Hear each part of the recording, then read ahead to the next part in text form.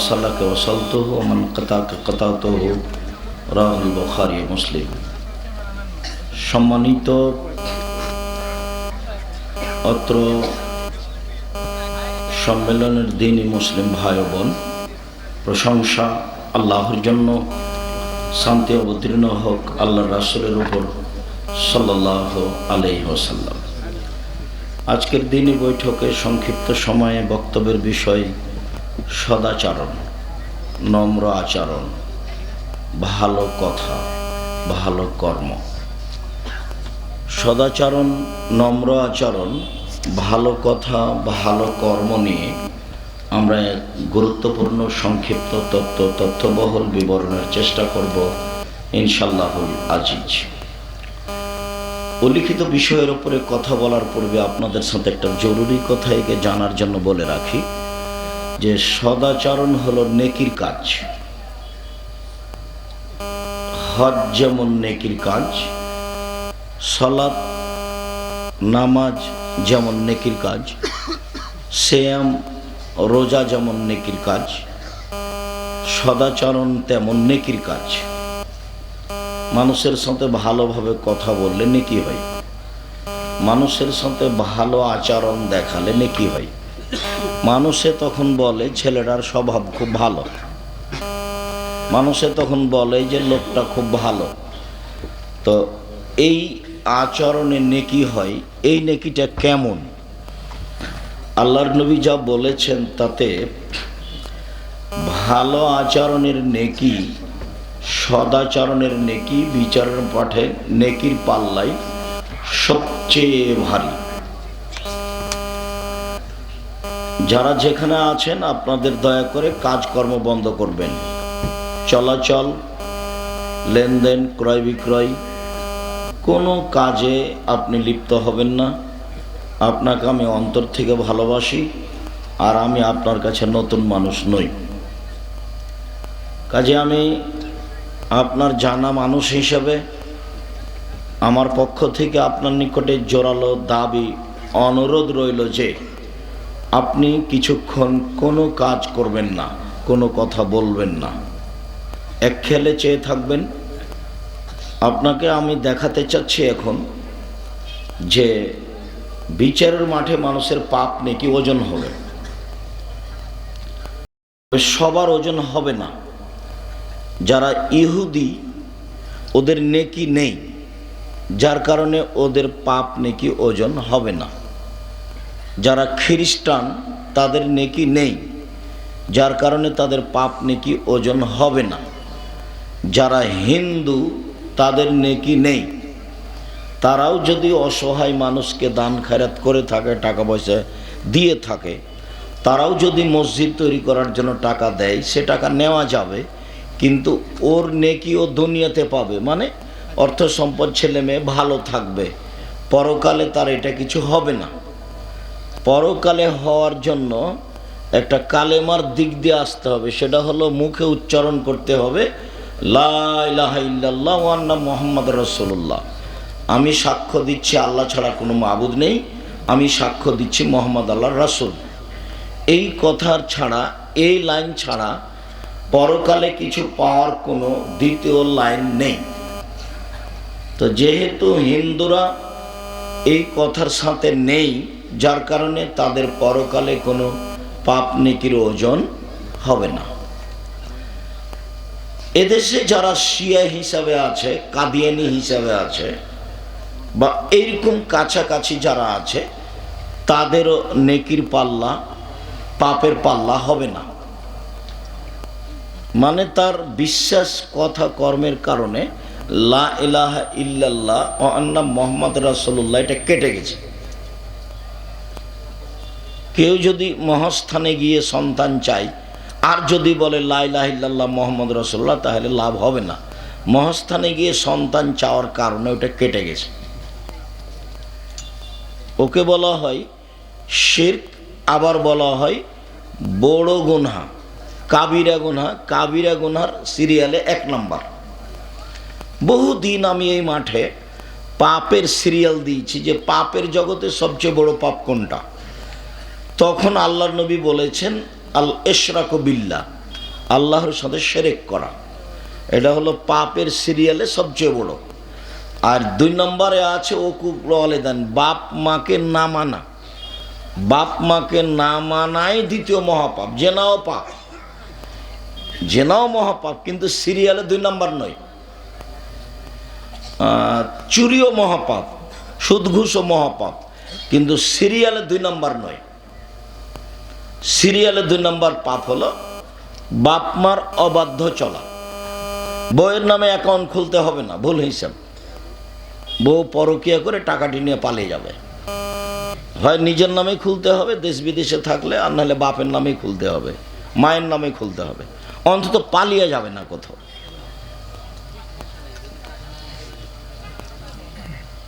তো তৃতীয় পাপ হিসাবে আল্লাহ রাসূল বলেছেন মিথ্যা সাক্ষী দেওয়া। বগুড়া জেলে 20-30 বছর থেকে বহু মানুষ আছে, ও নিজেও জানে না আমি কেন জেলে। সাক্ষী দিয়েছে এভাবে যে আমি নিজ চোখে দেখেছি তাকে মারতে, অথচ যাকে মারতে দেখেছে বলছে ও সেদিন বগুড়ায় ছিল না। এর নাম মিথ্যা সাক্ষী। তো মিথ্যা সাক্ষী খুব ঘৃণিত কাজ, যার কারণে সিরিয়ালেও 3 নম্বর পাপ বলে আমাদের নবী মুহাম্মদ সাল্লাল্লাহু আলাইহি ওয়াসাল্লাম ঘোষণা দিয়েছেন। তো যেটা বলছিলাম সেটা হলো যারা বড় পাপ সে বড় করে করেছে তাদেরও পাপ নাকি বিচারের মাঠে ওজন হবে না। তো তাদের জাহান্নামের বিষয়টি কি হবে? তখন আল্লাহ বললেন যে ইউরাফো বেসিমাহিম, তাদের মুখমণ্ডল দেখে তাদের চিনা যাবে। ওয়ায়ুখাজু বিন নাওয়াসি ওয়াল আকদাম, তার পা এবং মাথার সম্মুখ ভাগ ধরে তাকে জাহান্নামে নিক্ষেপ করা হবে ওজন ছাড়াই। পাপ নেকির ওজন ছাড়াই। তাহলে ইহুদি, খ্রিস্টান, হিন্দু, কাদিয়ানি, শিয়া, এই ধরনের আরও যত আছে যারা কবর সংক্রান্ত পাপ করে ধর্মচ্যুত হয়েছে, এদের ওজন হবে না পাপ নেকি। পাপ নেকি ওজন হবে এটাই চূড়ান্ত। এ মর্মে একটি আয়াত বলে আমরা আমাদের আলোচনায় থাকি। আল্লাহ তাআলা বলেন ফাম্মা মান সাকুলাত মাওয়াজিনুহু ফাহুয়া ফি শাতির রাদিয়া, বিচারের মাঠে যার নেকির পাল্লা ভারী হবে তার থাকার জায়গা হবে অতীব গভীর, অতীব সুখ স্বাচ্ছন্দ্যময় জান্নাত।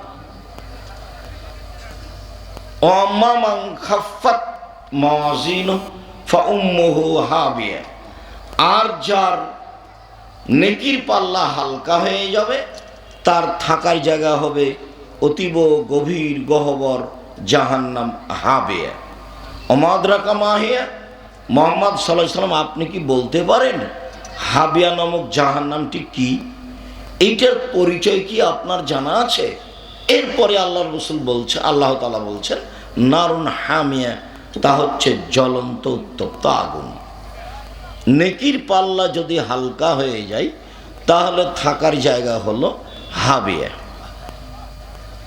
আর যদি নেকির পাল্লা ভারী হয়ে যায় তাহলে থাকার জায়গা হলো জান্নাতুল মাওয়া। অত্র আয়াতে বোঝা যায় যে মানুষের পাপ নেকি ওজন হবে। তাহলে এবার আমরা আমাদের আলোচনায় ফিরে যাই। আজকের আলোচনার সূচনাতে বলতে চাচ্ছি যে সালাত আদায় করলে নেকি হয়, তবে দাঁড়ি পাল্লাই এই নেকি সবচেয়ে ভারী নয়। যদিও সালাত এমন একটা ইবাদত যে সালাত যদি না আদায় করে মানুষ তাহলে অন্য ইবাদত কাটা যাবে, বাদ পড়ে যাবে। আউয়ালু মা ইসআলু বিহি আল আবদু ইয়াউমাল কিয়ামাহ সালাহ। আল্লাহ নবী বলছেন যে বিচারের মাঠে মানুষকে প্রথম যেটা জিজ্ঞাসা করা হবে সেটা হলো সালাত, নামাজ। ফাইন সালাহাত সালাহু সাইরা আমালিহি, যদি তার সালাত টিকে যায়, সালাত আছে বলে প্রমাণ হয়ে যায়, তাহলে কবেলা সাইরা আমালিহি, তার সব আমল কবুল করা হবে, বাস ভালো। ওয়াইন রুদ্দাত আলাইহি সালাতুহু, আর যদি সালাত তার উপরে প্রত্যাখ্যান করা হয়, সালাত নেই এইটা যদি ঘোষণা হয়, তাহলে রুদ্দ আলাইহি সাইরালমাহি, তার কোনো আমল নেই, সব বাতিল। সালাত এমন একটা ইবাদত যার উপরে নির্ভর করে অন্যান্য ইবাদত। সালাত এমন একটা ইবাদত যার উপরে নির্ভর করে অন্যান্য ইবাদত। এর পরেও সালাতের যে নেকি আছে, এইটা নেকির পাল্লায় সবচেয়ে ভারী নেকি নয়। নেকির পাল্লায় সবচেয়ে যেটা ভারী নেকি, সেটা হলো ভালো আচরণের নেকি। ইবাদতের জগতে সবচেয়ে দামি ইবাদত হলো সিয়াম, যার বিনিময় নেকি নয়, বরং তার বিনিময় হলো জান্নাত। এরপরেও সিয়াম আদায় করে যে ফলটা পাওয়া যাবে, এই ফল দাঁড়িপাল্লায় যত ভারী, সদাচরণের নেকি তার চেয়ে হাজারো লক্ষ গুণ বেশি ভারী। তাসবিহ তাহলিল জিকির আজকার করলে নেকি হয়। আল্লাহর নবী বলছেন, মানুষ যদি মুখে বলে সুবহানাল্লাহ, তারপরে বলে আলহামদুলিল্লাহ, তাহলে আসমান জমিনের ফাঁকাটা নেকি দিয়ে পূর্ণ হয়। তো সুবহানাল্লাহ আলহামদুলিল্লাহ নেকির একটা ওজন আছে, মানে ওজন হবে, দাঁড়িপাল্লায় উঠবে। তো এই নেকি যত ভারী, ভালো আচরণের নেকি এর চেয়ে হাজারো গুণ বেশি ভারী। ভালো আচরণ কি জিনিস? আল্লাহ নবী বলেছেন, হজ করলে লোকটা হয়ে যায় সেই দিনের মতো যেদিন তার মাতাকে জন্ম দিয়েছে, মানে নিষ্পাপ হয়ে যায়। তার মানে হজের নেকি অনেক। তো হজের নেকি দাঁড়িপাল্লায় যত ভারী, সদাচরণের নেকি দাঁড়িপাল্লায় তার চেয়ে অনেক অনেক অনেক বেশি ভারী। ভারীর প্রমাণে একটা হাদিস পেশ করে আমরা আয়াতে যাব, তাহলে আমাদের উপস্থিত বোঝাটা সহজ হবে। আবু দারদা রাদিয়াল্লাহু তাআলা আনহু একজন বিশিষ্ট সাহাবী বলছেন যে আল্লাহর নবী বলেছেন, ইন্না আথকালা শাইইন ইদাউ ফি মিজানিল মুমিনি ইয়াওমাল কিয়ামা খলকুন হাসান। বিচারের মাঠে মোমেন পুরুষ নারীর নেকির পাল্লায় সবচেয়ে যেটা ভারী নেকি রাখা হবে, সেটা হলো সদাচরণ। মনে থাকবে না মনে হয়? আবার বলি, আল্লাহর নবী বললেন যে বিচারের মাঠে মোমেন পুরুষ নারীর নেকির পাল্লা, একটা হলো পাপের পাল্লা আর একটা হলো নেকির পাল্লা, পুণ্যের পাল্লা। তো পুণ্যের পাল্লাতে যেটা সবচেয়ে ভারী নেকি রাখা হবে, সেইটা হলো মানুষ যে মানুষের সাথে ভালো আচরণ করে, এতে যে নেকি পায়, সে নেকিটার ওজন হবে সবচেয়ে ভারী। এ কথা মুহাম্মদ সাল্লাল্লাহু আলাইহি সাল্লাম বলেন। ভারী উল্লেখ করতে গিয়ে তিনি 10-5 ভারী বলেননি, হাজারো লাখ গুণ বেশি ভারী। মানে ওই শব্দটাকে বলে ইসিম তাবজিল, যেটা আপনারা বুঝতে পারবেন না। এইভাবে দেয়, এটা মিস করে খাওয়ার উপযুক্ত পানি দিতে হয়। কি তোমরা কি বুঝো না নাকি? বলছিলাম যে আমরা একটা হাদিস পেশ করলাম, যা রাসূল সাল্লাল্লাহু আলাইহি সাল্লাম বলেছেন যে নেকির পাল্লায় মোমেন পুরুষ নারীর সবচেয়ে ভারী নেকি হলো সদাচরণের নেকি। তো সদাচরণ কি জিনিস? ভালো কথার নাম সদাচরণ, ভালো কর্মের নাম সদাচরণ। লোকে বলে লোকটার স্বভাব ভালো, এই যে ভালো আচরণ। লোকে বলে যে লোকটার চালচলন ভালো, এভাবে বলে না মানুষে?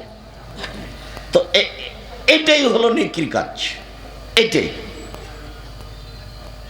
এখানে আর একটা কথা বলে আমরা আমাদের আলোচনায় ধারাবাহিকভাবে আগাই। নেকির পাল্লায় সবচেয়ে ভারী নেকি নয়, তবে ভারী নেকির আর একটা আমল আছে। সেইটা হলো, আবু হুরায়রা রাদিয়াল্লাহু তাআলা আনহু বলেন, রাসূল সাল্লাল্লাহু আলাইহি সাল্লাম বলেছেন, কালেমাতানে, দুইটি বাক্য, ইবাদতের দুইটা বাক্য, খাফিফাতানে আলাল লিসানে, মুখে উচ্চারণে হালকা। ওটা কিন্তু ইবাদত, মানে পড়তেই হালকা, আবার পড়ার জন্য ওযু লাগে না। একটা ইবাদত করতে ওযু লাগে, করতেই হবে। বলেন তো সে ইবাদতটা কি? সালাত, নামাজ, সালাত। ও আপনি অজু ছাড়া করতে পারবেন না। আরেকটা ইবাদত আছে, ওটা খুব দামি ইবাদত, কিন্তু অজু লাগে না। কি সেটা? হজ। হজ দামি ইবাদত, হজ নয়, দামি ইবাদত। সেম রোজা, সেম। আর আরেকটা ইবাদত আছে, তাতে টাকা খরচ হয়। বলেন তো সেটা কি? সেটা হলো হজ। ইবাদত করতে টাকা লাগে, আজীব ইবাদত। ইবাদত করতে টাকা লাগে। তো এই যে আমি দুইটা বাক্য বলবো, এতে পড়তেও ভারী নয়, অজুও লাগে না, টাকাও খরচ হয় না। এক। দুই, হাবিবাতান ইলা রহমানে, বাক্য দুটি রহমানের কাছে প্রিয়, অতীব প্রিয়। সাকিলাতানে ফিল মিজানে, আর বিচার মাঠে দাঁড়ি পাল্লায় এই বাক্য দুটি ওজনে ভারী। সেটা হলো সুবহানাল্লাহি ওয়া বিহামদিহি সুবহানাল্লাহিল আযীম। কোনো বার নেই, যার যা মনে লাগে, যে যেমন পারে সে তেমন বলে নিবে। বলছে যে ফাঁকা পেয়েছিল, কেউ দেখেনি, জিনিস যা পেয়েছে একবারে ব্যাগ ভর্তি করে নিন। তো ফাঁকা পেয়েছেন, আপনি ব্যাগ ভর্তি করে নেন। সেটা কি? সুবহানাল্লাহি ওয়া বিহামদিহি সুবহানাল্লাহিল আযীম। কেউ যে সহজে ব্যাগ ভর্তি করতে চায় না এ কথা ঠিক নয়। কেউ ব্যাগ ভর্তি করতে চায় না এ কথা ঠিক নয়। বহু মানুষ করছে, আমি আর আপনি ফাঁকে আছি। বহু মানুষ পৃথিবীতে করছে, আমি আর আপনি ফাঁকে আছি। আমি করি নাই, সেই জন্য পৃথিবীতে কেউ করে না, এই হিসাব ভুল। এই কথাটা আবার বলেনি। সেইটা হলো এই যে নেকির পাল্লায় ভারী হিসাবে আর একটা ইবাদত আসবে নেকির পাল্লাতে। সেই ইবাদতটা হলো সুবহানাল্লাহি ওয়া বিহামদিহি সুবহানাল্লাহিল আযীম। এটা ইবাদত, ভারী নেকির ইবাদত। এবার আমরা কোরআন মাজিদ থেকে দেখাই সদাচরণের কথা। আল্লাহ তাআলা বলেন, ইদফা বিল্লাতি হি আহসান ফাইদাল্লাযী বাইনাকা ওয়া বাইনাহু আদাওয়া কান্নাহু ওয়ালিয়ুন হামিম। মুহাম্মদ সাল্লাল্লাহু আলাইহি সাল্লাম মানুষের সাথে চলতে ফিরতে আপনি যখন প্রতি উত্তর দিবেন, তখন আপনারটা তার চেয়ে ভালো হতে হবে। এটা আদেশ। এই ছেলে, যারা দাঁড়িয়ে এইসব মেশিন যন্ত্রপাতি ঠিক করছে, তারা কি সব সময় দাঁড়িয়েই থাকবে? তো তুমি এত চিল্লাচিল্লি করছো কেন? ভদ্রতা কাকে বলে? ধৈর্য কাকে বলে? ধৈর্য কি ঘোড়ার ডিম? আমি আব্দুর রাজ্জাক বিন ইউসুফ, এদেশের শতকরা 95 জন মানুষ মাযহাব মেনে চলে। যাদের সামনে কথা বলার আমাদের বাস্তবে কোনো সুযোগ নেই, কিন্তু যন্ত্রের সাহায্যে আমরা তাদের ঘরের ভিতরে আছি। যার কারণে পৃথিবীর লাখো কোটি মানুষ আমাদেরকে জানে। পৃথিবীর যে দেশেই যায় না কেন, সৌদি আরব হোক, কাতার হোক, কুয়েত হোক, বাহরাইন হোক, মালয়েশিয়া হোক, মিশর হোক, দুবাই হোক, ওমান হোক, লন্ডন হোক, যখন যে দেশে গেছি তখন সে দেশে মানুষ মনে হচ্ছে আমাকে, আমার চেয়ে পৃথিবীর তার কাছে প্রিয় ভালো মানুষ কেউ নেই। তো আমার সামনে বসে কোনোদিন বক্তব্য শোনেনি, আমার সামনে আজও কেউ ছবি ধরতে পারে না। এক সময় এগুলো আমার সামনে খাড়ো করে রাখবে এরকম পরিবেশ ছিল না। যখন আমি বুঝতে পারলাম এর উপকার, তখন আমি বলেছি তোমরা ভালো যন্ত্র নিয়ে সামনে আসো, যার ফল খুব ভালো বুঝতে পারা যায়। ওমান গেছি, তো সন্দীপের এক ছেলে, তার নাম হাবিব, ও বলছে যে আপনি আসবেন বলে আমার গাড়িতে 4 দিনের জন্য আপনার নামে অক্ষ করেছি। 4 দিন এই গাড়িতে কোনো ইনকাম করব না। আমার গাড়িটা 4 বছর হলো শোরুম থেকে বের করা। এখন কেউ যদি গাড়িতে উঠে যদি না বলে যে আজকেই শোরুম থেকে গাড়ি বের করেছো না কি, এই কথা যদি না বলে, আমি হাবিব গাড়ি চালাবো না। তার মানে গাড়ির যত্ন। তার মানে ও কি করে? গাড়ির যত্ন নেই, ঝকঝকে আছে। তা আমি আমাদের ড্রাইভারগুলোকে বলি, গাড়িতে উঠলেই বলি, ভ্যানে উঠলেও বলি, অটোতে উঠলেই বলি, জামিয়া সালাফে অনেক ভ্যান, অটো, গাড়ি, 4-5 জন ড্রাইভার। ভাইয়ের কথা তো একটা মনে পড়ছিল কথা, জামিয়া সালাফে এবছরের সম্মেলনে খরচ হয়েছে 17 লাখ টাকা, 17 লক্ষ।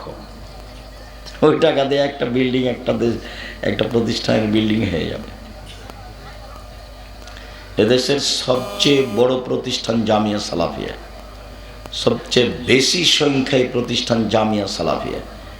শিক্ষা মানে, শিক্ষক সংখ্যায়, শিক্ষক গুণে, প্রতিষ্ঠানের আয়াতনে জামিয়া সালাফিয়া সবচেয়ে বড় প্রতিষ্ঠান। জামিয়া সালাফিয়া রূপগঞ্জ, নারায়ণ, ঢাকা প্রায় 100 বিঘা জমির উপরে। জামিয়া সালাফিয়া ডাঙ্গিপাড়া পাওয়ার আছে প্রায় 40 বিঘা জমির উপরে। জামিয়া সালাফিয়া যেটা মহিলা শাখা হতে যাচ্ছে রাজশাহীতে, সেটা প্রায় 60 বিঘা জমির উপরে, যার 40 বিঘা পুকুর। যেটা জামিয়া সালাফিয়া দিনাজপুর, সেটা 20 বিঘা জমির উপরে। আরও যেটা ময়মনসিংহে কিনা হয়েছে, যেটা আপনার ফেনীতে, যেটা যশোরে, যেটা কুষ্টিয়ায়, কাছাকাছি সব 19-20।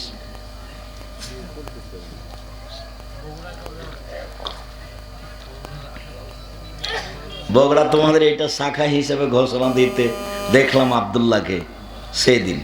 এখন এটার পরিধি কি হয় কি না হয়, কতদূর কি হয়, সিলেবাস পরিবর্তন হবে, জামিয়া সালাফের সাথে কতদূর সম্পর্ক, সময়ের গতিতে ধীরে ধীরে জানা যাবে ইনশাআল্লাহ।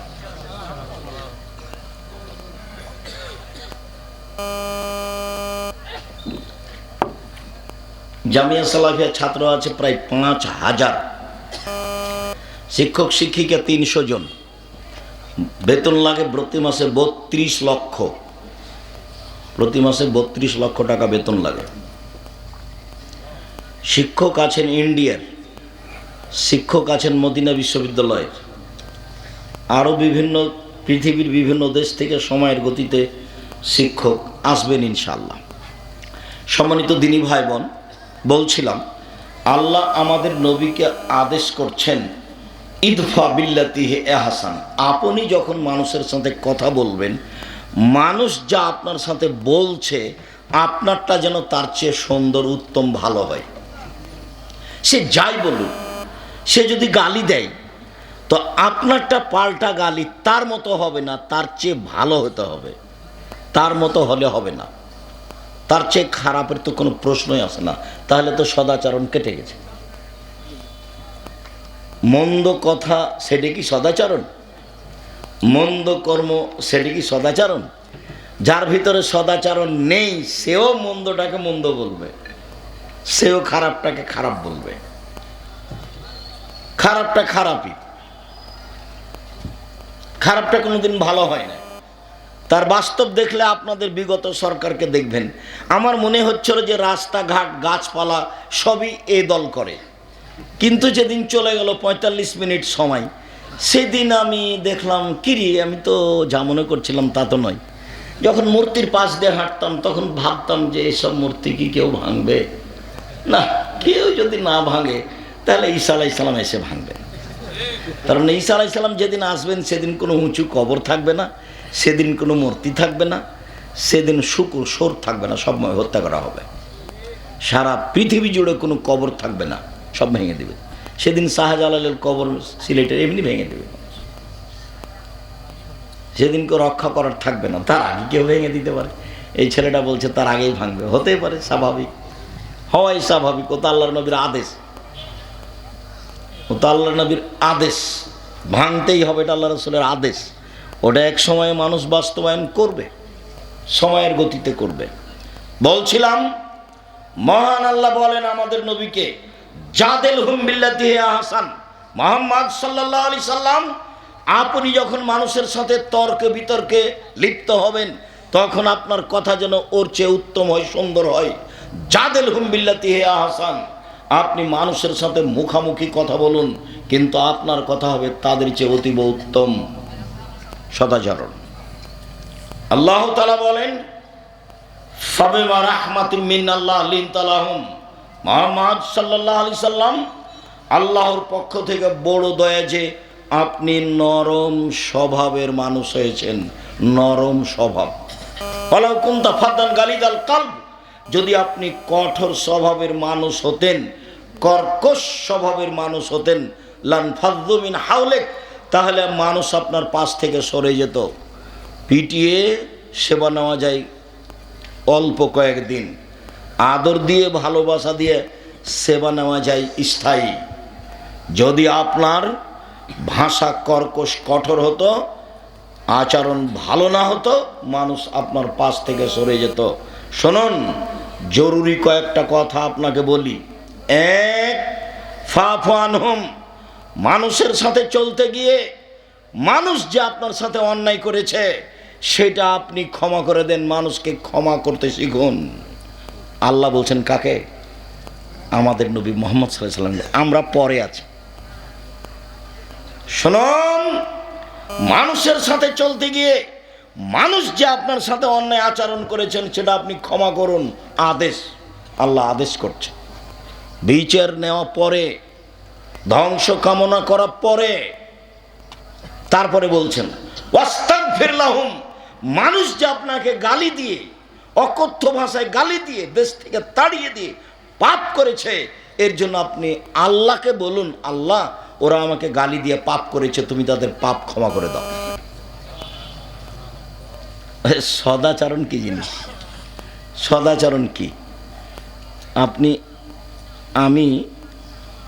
আপনি অটোতে বসে আছেন, আমি উঠছি, তো উঠতেই লোকটা টান দিয়েছে, তো আমি ধাক্কা খেয়েছি, তখন আমার ব্যাগটা আপনার মুখের উপরে গিয়ে পড়েছে। তখন আপনি বলছেন হ্যাঁ আপনার কপালে চোখ নাই, এটা একটা আচরণ। আর আপনি বলছেন আচ্ছা আচ্ছা যাক, মনে আমি এটা ভারী মনে, বসেন বসেন, যাক হয়েছে, এটা কিছু সমস্যা নেই, সমস্যা বসেন বসেন বসেন, কোনো সমস্যা নেই, বসেন। এটা একটা আচরণ।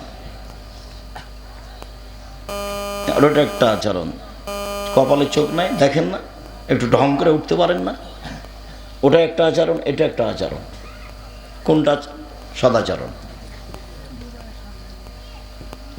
ক্ষমতা দেখিয়ে দুদিন বেঁচে লাভ নাই, ফেরাউন চলে গেছে। ক্ষমতা দেখিয়ে মানুষের প্রতি জেল জুলুম অত্যাচার করে মানুষকে আয়না ঘরে রেখে কোনো লাভ নাই, একদিন চলে যেতেই হবে। আজ মানে সময় আসলে রক্ষা হবে না। তবে আল্লাহর নবী বলছেন ইন্নাল্লাহ ইউমলি লিয-যালিম, আল্লাহ তাআলা জালেমকে সময় দেন, জালেমকে সুযোগ দেন অন্যায় করার। অন্যায় করতে থাকে, করতে থাকে।